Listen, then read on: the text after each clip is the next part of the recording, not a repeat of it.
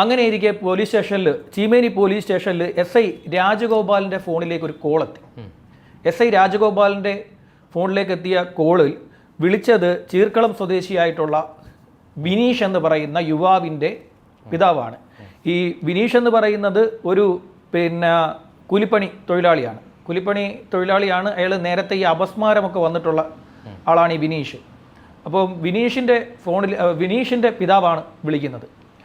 അപ്പം ഈ പിതാവ് എന്ത് വിളിച്ചു പറഞ്ഞു എന്ന് വെച്ച് കഴിഞ്ഞാൽ, എൻ്റെ മകൻ്റെ പക്കൽ ഈ സമീപകാലത്തായി ധാരാളം പണം എത്തിയിട്ടുണ്ട്.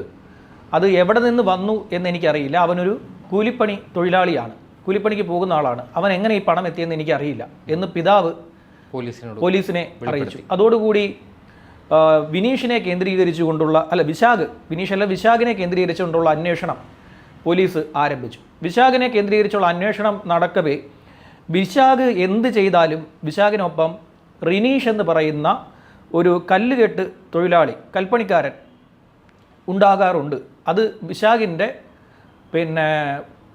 ഇത് ബാല്യകാല സുഹൃത്താണ് എന്നൊരു വിവരം പോലീസിന് ലഭിച്ചു. തുടർന്ന് ഈ പറയുന്ന റിനീഷിനെ കൂടി ഈ ലിസ്റ്റിൽ ഉൾപ്പെടുത്തി.